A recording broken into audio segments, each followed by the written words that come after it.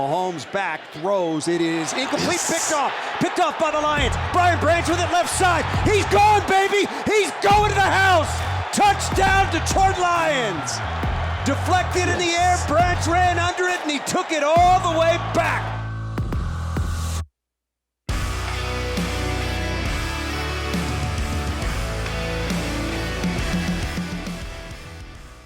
Welcome to week 15 of the NFL season. Almost I can't there. believe it's week 15. Well, usually almost there. We probably got a little bit extra football to cover this year. This is the Twentyman Huddle podcast, week 15 edition, and I welcome in the Detroit News' Justin Rogers. Does a great job with the news, covering everything Detroit Lions. And look, week 15, it's the dog days, right? It's the stretch run. It's December, and it looks like a pretty healthy Detroit Lions team heading into a really big matchup on Saturday. Indeed, and a really big matchup. And I don't think we can understate that. The Lions, a little bit of a rut right now. Got to dig out of it.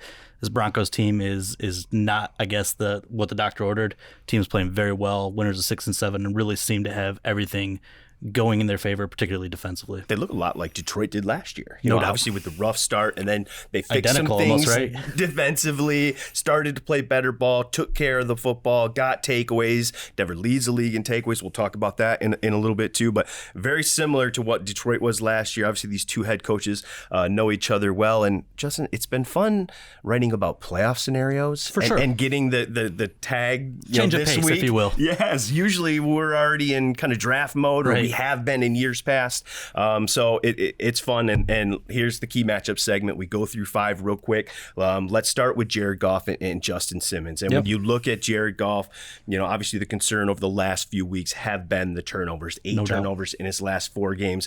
A little bit concerning. And now he's facing a team and a player in Justin Simmons. Denver leads the NFL with 24 takeaways, 13 of those fumbles. I mean, they really do a good job. Jared's got to be much better in that regard this week. Yeah, I look at Simmons almost like I looked at Glover Quinn when he was here. A little bit more of a physical specimen. I think Glover would love to tell you that he's like that kind of height and weight combination, but super cerebral, super smart, and just has that nose for the ball. I think I was talking to you about it earlier this week that I looked it up since 2016 when Simmons came into the league as a third-round draft pick, most interceptions in the NFL, 30 over that stretch. Wow. He's had at least 3 the last 5 years, including this year, tied for the lead last year. Just a phenomenal player and just a guy that you have to be aware as a quarterback the entire game of where he's at to know that he won't necessarily fall for that eye manipulation that quarterbacks try to do. So you just can't chance it because his range is so good and he finishes.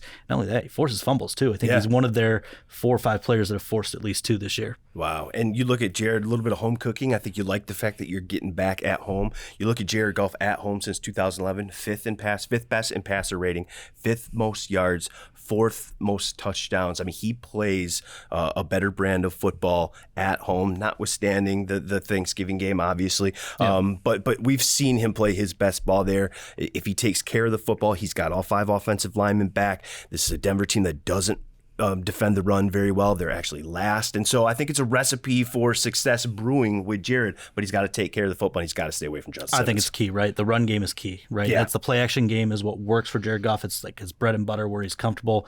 Like you mentioned, worst run defense in the league. It's a little inflated because the Miami numbers run for 350, but still worst yards per carry, worst yards per game. If you run the ball well, it's going to set Jared up for success. 100%. All right, let's go to the other side of the football. Cam Sutton versus Coutland Sutton. Sutton on Sutton crime in this one. And it'll be interesting to me to see if Cam travels with Coutland in this matchup. Now, obviously, they got Jerry Jeudy and Mims has been playing well too, but we've seen that in some games, and I think that'll be an interesting one in this one because we're going to see probably both Jerry Jacobs and Kindle Vildor on the other side. And so is the game plan for Aaron Glenn going to be, look, he's their guy, right? He leads them in receptions, yards, touchdowns. Do you want your best corner on that guy? That'll be interesting to see if they travel. Yeah, I think you've hit the main point I was wondering going into this game as well. Like, will Sutton travel? It doesn't feel like we've seen it in a few weeks. People were asking about it against DJ Moore. They were asking about it in other games. Why didn't it happen? I wonder if that'll be an adjustment we see from the defensive corner this week.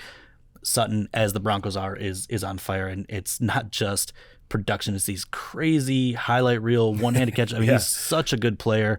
I know they had him on the block last year, and I feel like they were fairly close to trading him. At least that's the way the rumors kind of felt going, but I'm sure they're glad they held on to him because he's been their number one guy. hasn't been Jeudy, I think, as most people expected that kind of dynamic to develop in Denver.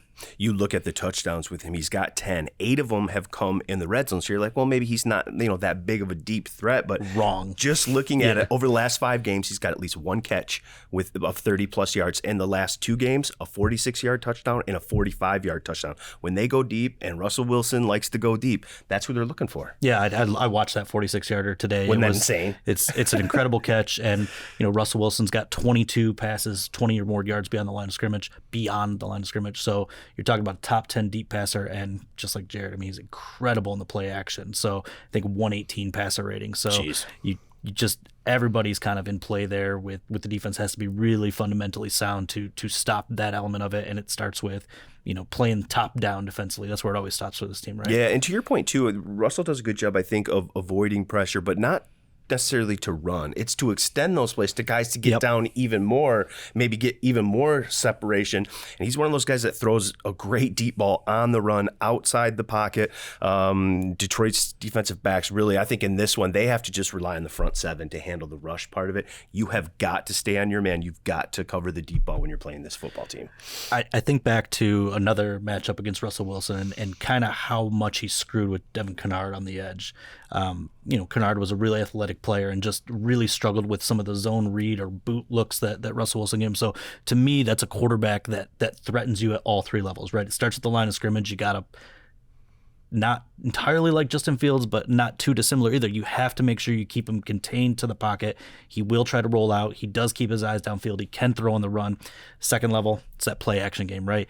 And it's one where I think the Lions have an interesting dynamic where they struggle with it because they're so committed to stopping the run. They're so aggressive bringing those linebackers forward. And so they take that maybe extra half step or step forward to make sure they're filling their run gaps. It's worked really, really well at stopping the run. Top 10. But it also puts you in position where you're scrambling to get back in your zones. And this is a quarterback, as I said, play action is a strength. He'll abuse you on that. And then it goes to the top level, right? And we talk about playing top down. Kirby Joseph, I think we all understand, great playmaker, but he's also a guy that takes chances. He'll cheat down. And that will lead to getting burned for big plays. It's more important for him to stay high, to offer the support on Sutton or Jeudy or the rookie Mims to make sure that the corners have help deep than to cheat down and try to get that pick that may or may not develop. Look at you teasing the next one here. Let's get to that one and let's talk a little bit more about the Kirby Joseph and the Russell Wilson one. We talked a lot about the play action and the deep balls. I stopped by Kirby's locker room this week just to chat a little bit, and he said, look, I think I'm going to get some opportunities. I'm going to get some opportunities to make some plays because he fully expects them to take some shots. And he said, look, I'm going to have my eye on 14. Anytime he's streaking down the field, look, that's my responsibility. I've got to know where he's at. I can't let him get behind me. But I like the attitude of, hey, look, I'm going to get a chance to make some plays too. They're going to challenge me, and that's my opportunity to get some picks and make some big plays. It's such a balance for a player with that kind of range and that kind of skill set, right? Like, you can do it. You've got the hands to do it. You've got the instincts to do it. That you have to be aware that teams are also aware of your ability, and so they will try to go back to cheating you with your eyes, right? You look down those underneath routes, or you create those underneath routes where you think you've got to cheat down and try to get a robber pick when in reality they're just trying to get something behind you. So Joseph's a young player. I think that's something we see on film regularly. Is he's a cheater in that regard, right? Like, he likes to come down and he's been rewarded for it so often. And so you live with the bad to get the good there. Turnovers are such big plays, but so are 40-yard pass plays. And so just that has to be first and foremost the back's head, to not let things get behind him. To that point, 7 pass plays the last 4 games of 30-plus yards given up by this Detroit Lions defense. 2 of those touchdowns. So it is the give and take. They've allowed some of those plays where they've maybe cheated a little bit. And Russell Wilson's going to try to pop one. He's got a touchdown in every game this year, and so he's going to take those shots. Well, I think back to that Green Bay game, right? Like, they were worried about in that game. What happens? First play of the game, they hit you. So, like, don't let it slip from your mind for a second, because they will get you. I think we talked about, and you mentioned how great he's been in terms of his passer rating on play action. On balls that he attempts that have at least 21 air yards, which means that go over 20 yards in the air. He's got 113.4 passer rating and 4 touchdowns. So they're letting Russ cook. That's what they let Russ cook. I like it. All right, let's shift over to this one. Amon-Ra St. Brown on a little bit of a mini slump for him versus Jaquan McMillan, who's been a terrific addition in the slot, undrafted guy in his second season. You look at McMillan, 2 interceptions, 2 sacks, 2 forced fumbles, 2 fumble recoveries, 7 tackles for loss. He's kind of like their version of Brian Branch, right? Yeah. I mean, that guy that makes plays all over the field, affects the game in a lot of different ways. And this is a great example of maybe being in the forest, right? And you can't really see outside of it because I was unfamiliar with McMillan's game before this week, and that's part because he's in the AFC, right? We're not seeing those guys a whole lot, but you just start digging into the numbers, and they're phenomenal. He's excellent against the run. He's physical against the pass, and you mentioned all the stats. I mean, there's a playmaking level to him. Started 1 game last year, so this is really his first full year as a starter, and he has just come on like gangbusters. I mean, really, established himself as one of the better young nickelbacks in the league. And look, it's going to be tough for St. Brown's to get on track because I'm sure that not only is he going to be seeing McMillan, but he's going to be seeing, as he does so many teams bracketing him, doing little things, little double, especially on 3rd down to take him away. So he's going to have to be on his P's and Q's. And if he's not, like we saw with Laporta a couple weeks ago, somebody else has to step up and win their one-on-one matchups.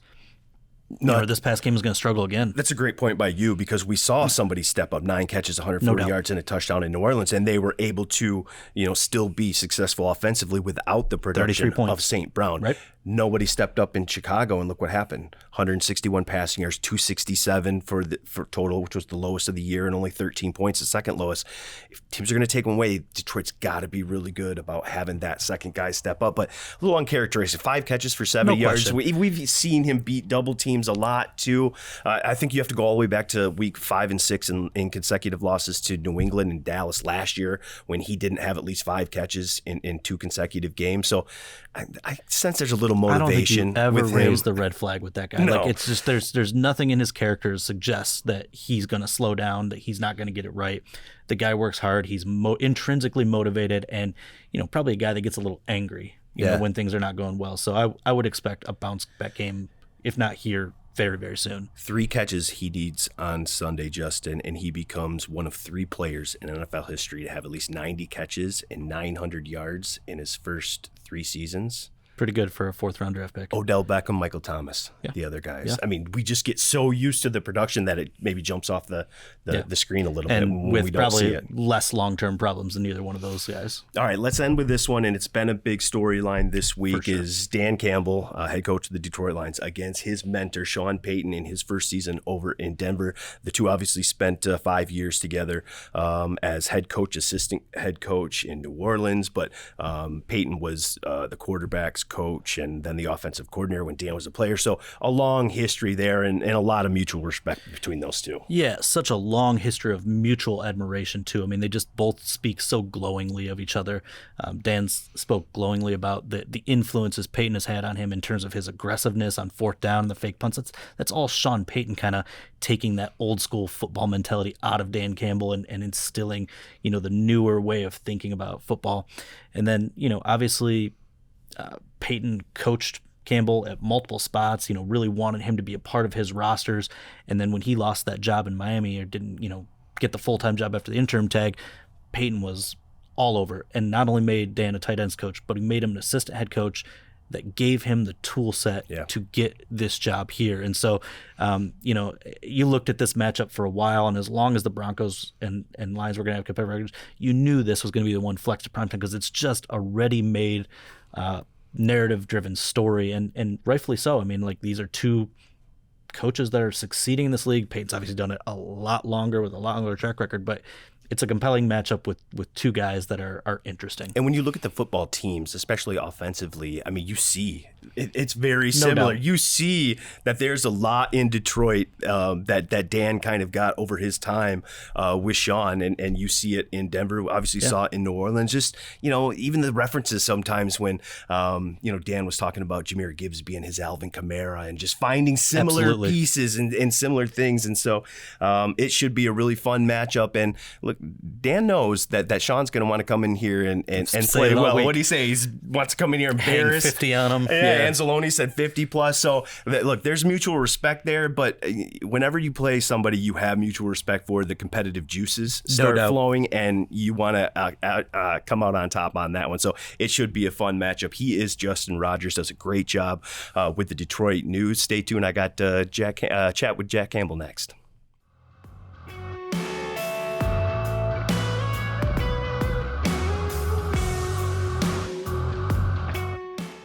Welcome back to the 20 Minute Huddle podcast, and I am very happy to welcome in Aric DiLalla. He does a great job, the lead writer over there for DenverBroncos.com. Aric, thank you so much for joining me. Yeah, you got it, Tim. Appreciate it.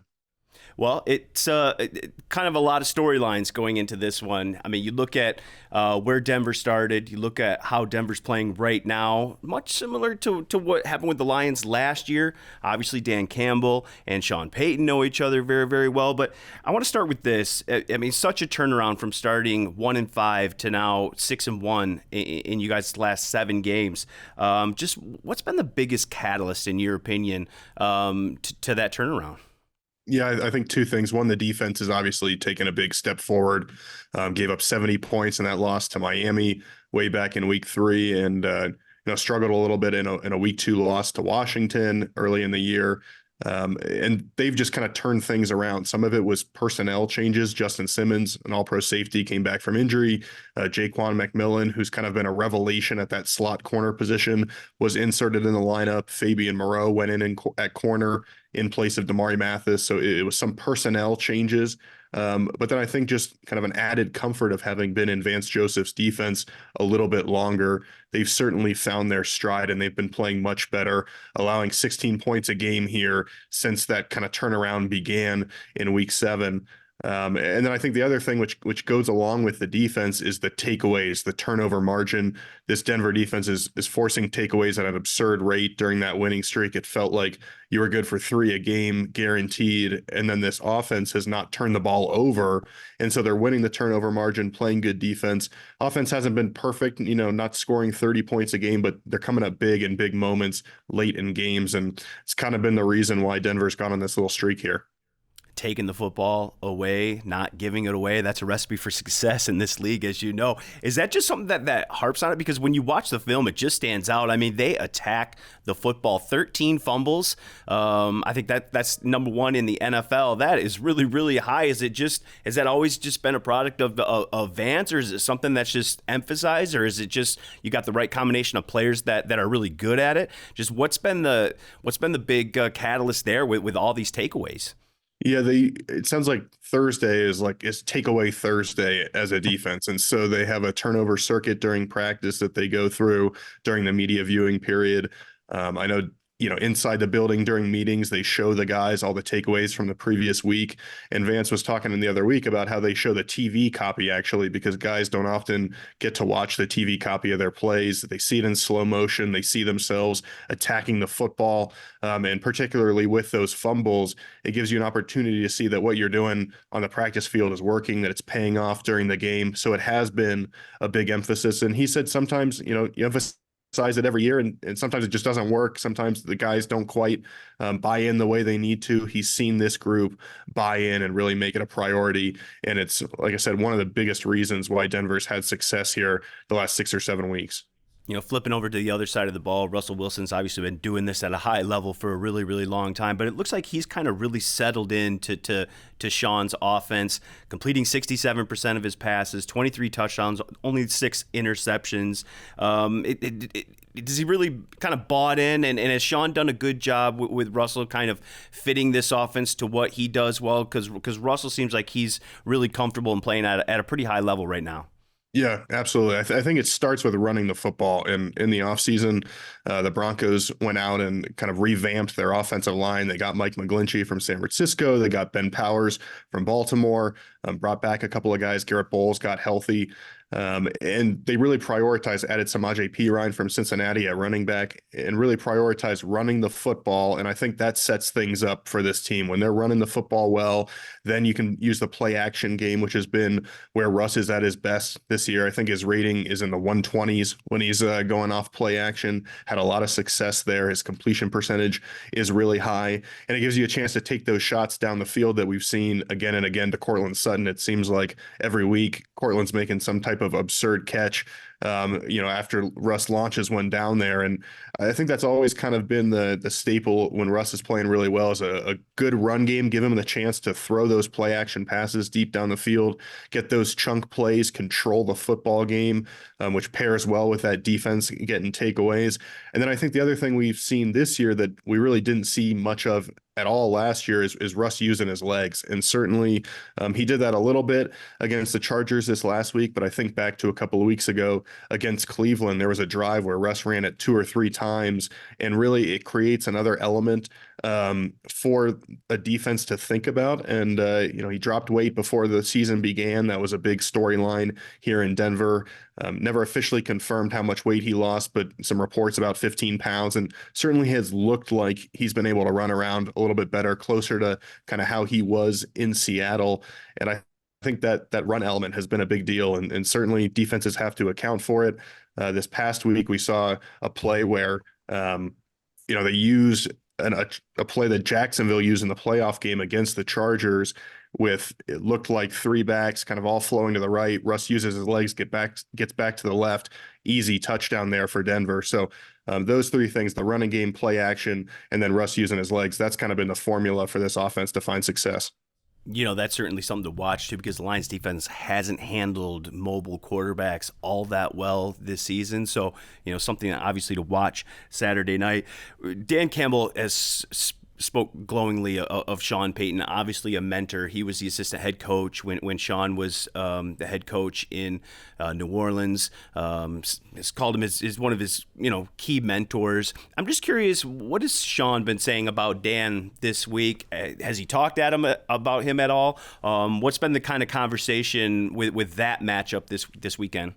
Yeah, I think kind of that same shared respect, and expects a tough, disciplined, kind of scrappy team that from the very first moment that Dan Campbell was introduced there in Detroit, he talked about instilling. And Sean's got nothing but respect there. He's talked a little bit on Monday about their relationship and how impressed he's been by what Dan Campbell's been able to do. And really earlier this year, the Broncos used the Lions as an example. I think it was after the Broncos fell to 1-5 when Sean Payton said he talked to the team about the Lions last year and said, hey, they started off a little slow, had some close losses, and then they were able to turn it around and as kind of run off all those games, get themselves back in the playoff hunt. I'm sure the Broncos hope they can maybe get that one more win and sneak in the playoffs, but it kind of is a little bit poetic that the Broncos used the Lions as an example earlier in the year, and now they face each other with both having much higher aspirations. And again, I'm speaking with Aric DiLalla, does a great job as a lead writer over there in Denver for the Broncos.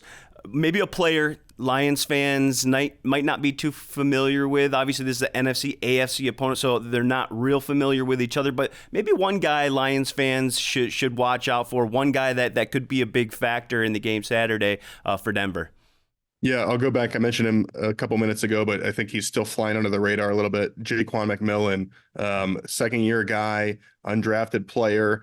He got inserted at that nickel corner role kind of earlier in the season after the Broncos just weren't having a lot of success at that spot, and he's been a revelation. He picked off Patrick Mahomes as kind of his initial welcome to the NFL moment when the Broncos finally broke that streak to Kansas City. He's been really good as a coverage corner there in the slot, but then the Broncos have started bringing him and safety PJ Locke on blitzes a lot, and Jaquan it looked like a strip sack that he recovered in return for a touchdown against the Chargers. They ruled that Easton Stick's arm was barely coming forward, so it got overturned. But he's a guy that's feisty. He's recovering fumbles. He ripped one out on the first play in an upset win in Buffalo a few weeks ago.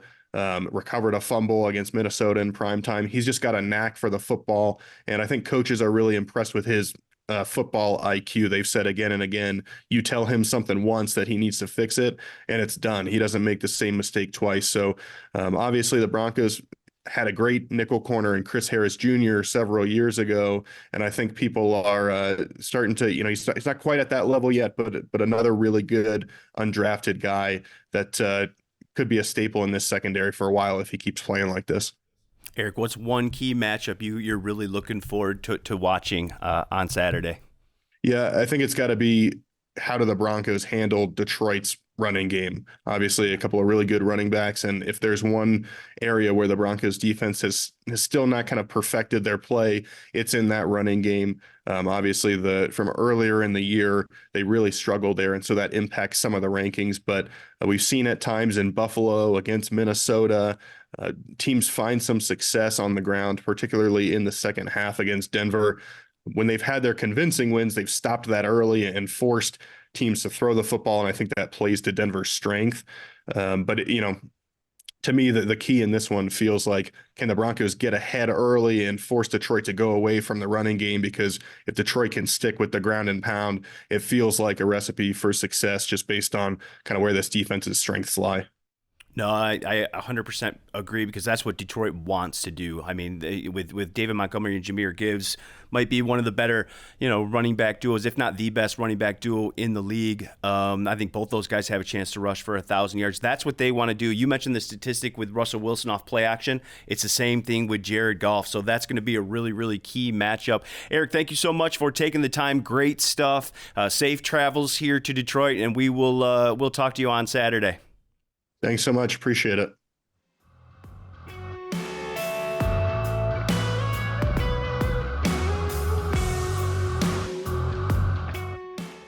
Welcome back to the Twentyman the Huddle podcast, and I'm very happy to welcome in rookie linebacker Jack Campbell. Jack, thanks for joining the pod. I know I had you on, I think, right after you got drafted, right? Yes, sir. Yes, so it's sir. been a minute. So let's start with this. Yeah. It's week 15 in the NFL. I mean, by now, college season's done, right? You're getting ready for a bowl game, but you've had some time to kind of relax and rest up the body a little bit. They talk about that rookie wall a lot. One, is it a real thing? And just how are you from a health standpoint? How's the body holding up after 13 games? Yeah, no, for sure. I mean, yeah, once you think about it, like a lot of the rookies have been going at it since their college season. So it's been a lot, but at the same time, I feel like it's a lot if you make it a lot. And for me, just trying to handle it the best I can. And again, like preparing the way I need to prepare, doing the things I need to do to come out here and be successful. But then when I do have a little bit of free time, whether that's like at night, just spending like quality time with my fiance is up here, so just spending time with her, kind of getting away and just not really thinking, trying to get football off my mind and kind of focus on just like what normal people focus on. And then also or I'll just try to find some time to just relax and just spend time just on a walk or something like that, honestly. And that, I feel like that's helped me a lot, because I feel like at this point in the season, it's more mental than physical, and my body's fine. It's just, it's what you tell yourself inside your head sometimes. So when's the wedding? Yeah, next June. Next June. Yeah. How's the planning going? Are you you have to make up big time after the season's done, or you try to stay a little bit involved with that? She's a saint. So she's been all full throttle on that. Her and some of our parents have helped, so I'm really appreciative of that. So, but when the season's done, I think I'll be off the hook, because I think they got most of it done. So, well, congratulations on that. That's always a fun time. Yeah. Look at the last 2 weeks, 9 tackles. I think a couple weeks ago, you're coming off season high 10 tackles in Chicago. Obviously not the result that you want, but you feel like you're settling in a little bit, Jack? You feel like after 13 games that the game is slowing down, or have you felt that way for a while?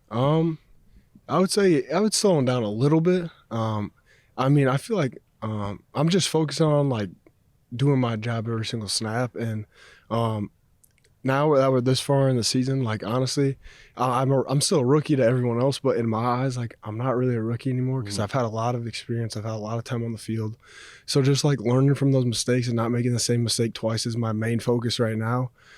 So anytime I just go out there and get an opportunity, just I feel like at times just being able to get off blocks a little bit faster.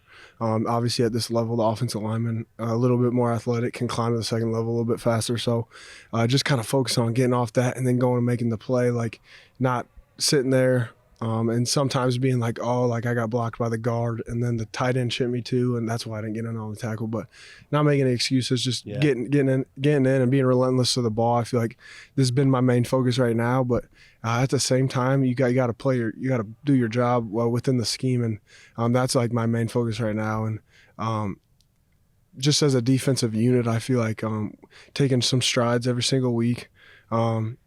And right now is the time that we got to be playing our best football going in to the obviously it's December, and if we have aspirations to obviously go play and win a Super Bowl, so you got to make the playoffs first. So you got to be playing your best football going into the playoffs. So that's kind of the main focus right now. You know, you talk about the athleticism of the offensive linemen and getting off blocks. It seems to me too, just from watching a guy, even on our own team like Jahmyr Gibbs, the athletes that you're asked to cover sometimes too, and that part of playing the linebacker position, how much was that maybe a little bit of adjustment when you see just how big, how fast the Alvin Kamaras of the world, and just how those guys can make plays in the passing game? Was that an adjustment for young linebackers as well coming into the NFL? I would say, you can't underestimate anybody in the NFL. Like, there's not one bad guy out there. So then once you shed off the 315-pound lineman who can run a 8.5, and then you get to the next level, and then you're going up against guys who can run 4.3s, 4.4s, and make one cut, make you miss, and get up and break any arm tackle that you throw. It's unbelievable. So I mean, it's a challenge, but I feel like that's kind of why I just love being around the game, because I feel like it teaches you just a lot about like who you are as a person. Like I've been telling just all the people who have been closest to me, this year's been one of my favorite years ever, because I've learned so much. Yeah. And because obviously I came from a scheme at Iowa that's different than the NFL, because in college I feel like you can kind of keep your scheme rolling throughout the season, but here you got to be game plan specific. It's an adjustment league, isn't it? Exactly. So I mean, but you just learn so much about yourself. I've learned so many new things just about the game, and then here I got to be a part of a great organization.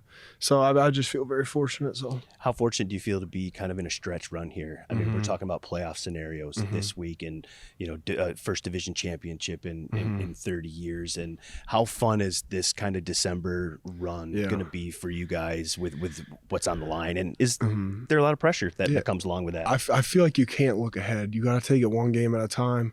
So right now, obviously, like I feel like for me as an individual, sole focus on Denver. I feel like as a defense, sole focus on Denver, and as a team, we have the sole focus on Denver. So I just feel like we're thinking the right way. But yeah, no, it's exciting. I mean, to just get the opportunity to go out there and do some things that a lot of Lions teams haven't done within the past, but we got to go out there and not focus too far in front of us. Be where our feet are. Be intentional with what we do right now, and everything will take care of itself. I mean, I just feel like a lot of people nowadays just like to try to look ahead to everything, but you just got to enjoy the moment you're in right now, and just make the most of every opportunity you get. So, well, let's talk about. We chatted a little bit before the tape started rolling, just about Denver, just what jumps out about them and the challenge you guys have Saturday night in front of a home crowd. Yeah, no, for sure. I mean, Denver's a fantastic football team, and I just feel like they're a team who just does everything the right way. And it starts with their quarterback. I mean, he's a veteran. He's been around. He's played in the Super Bowl, so he's played at the highest level for years. Yeah. And then I feel like they have big physical receivers, fast receivers. So they're going to take some shots there. Offensive line, I mean, an NFL offensive line's pretty dang good. I mean, they're big, athletic, can move. They get downhill fast. They're physical. And then their backs, they run like a 3-guy rotation. Each one has a little bit different flavor to them, but again, it starts with them, and they're all very talented, and they all are very good at just different things. So it's just going to be a challenge. And then they got a couple tight ends who you can't underestimate anyone. Like, it's the NFL, and those guys are pretty good players, and they're going to go out there and probably catch a couple balls and block their butts off. So I mean, just looking at their offense as a whole, we have our work cut out for us. But again, it's the NFL, and we're excited. So Dan said it was a good week of practice. So he said he really loved the practice on Wednesday. Said it was really player led. And do you feel the same way? You guys have had a good week of preparation, and how much you looking forward to getting back at home in front of this home crowd on the prime time? Exactly. I feel like this week we did a great job of practice. And we're going to finish it tomorrow with a great quick walkthrough. But again, I mean, back home, back in Detroit, the fans here are amazing. So, I mean, we're excited to just go step foot in Ford Field and just cut it loose. So it's going to be fun. All right, a couple quick ones for you. Yep. Just Alex Anzalone, veteran guy. Yeah. Just what has he meant to your development as a rookie? I would say Alex, he's just been great. Just always like pointing out little things that I don't really think about. And then kind of explaining the reasoning, like why I should be like thinking that way. And then he also has just been like super supportive. Just to me, and then Trevor Nowalski's our rookie linebacker. He's been great to us, but honestly, the whole room's been fantastic. Jalen Reeves-Maben, he's been fantastic to us. Derek Barnes has been fantastic to us. Malcolm, Pitt. I mean, and all those guys have played a lot of football and know what they're talking about. So it's been awesome to get to sit in a room with them and just like hear like what they have to say and just allow them to teach you new things has been amazing. So. And how much have you enjoyed Kelvin Shepherd as a coach? You know, a guy who's been in this league, who's been there, won't ask you to do something that he hasn't already done or been asked to do, one of those kind of coaches. We love talking to him in the media. Is he as intense in that room and just, the impact he's had on that room as a player, former player and now coach? Yeah, I would say Coach Shev, man, he's been awesome. He carries that intensity into everything he does football-wise. And just then, like off the field, he's just a good human being. And I feel like he's just like pushed me in so many different ways. And he's just like, he always wants the best for the room. He always wants the best for every single guy in there. So just like taking what he has to say and then just applying it. And again, not making the same mistake twice is a big thing. Just kind of feel like as a team, but also in our room. And I would just say he just finds ways to push you just a little bit harder. And just allows you to just like do things and reach things that you never thought you could. So, he's been amazing. He's been amazing for the linebackers.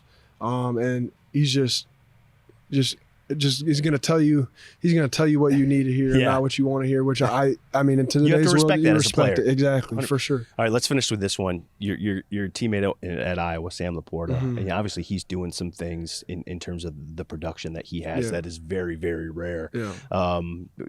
Does it surprise you at all, just knowing him, knowing the way he works, having come from the same spot? Yeah. No, I mean, so I lived with him. And no, it doesn't. Sounds like there could be a good Laporta story here. No. But no, I mean, he's a guy who's just a genuine human being. Yeah. And he's passionate about what he does. And I feel like anytime you get those two things, it's going to create a pretty dang good player. And, man, he's worked his tail off for everything that he's gotten up to this point, and he's not going to stop. He's going to keep going. So, no, I'm just so proud of him. I'm excited for just everything that he's done but will continue to do. So, I mean, it's just been amazing that we've got to share just the experience of being in the same organization just in our rookie season. So it's been awesome. Well, you're making a big impact too. 70 tackles, 4 tackles for loss, obviously playing big minutes. And you guys are going to have to play well down the stretch here to get where you want to go. So I appreciate you taking the time to join me. Good luck on Saturday night. Good luck the rest of the way. And hopefully we can talk a little later on about the playoffs and stuff moving forward. But take care of Denver first. Awesome. Thank you, sir. You, man. Thank you. Yeah, thank you.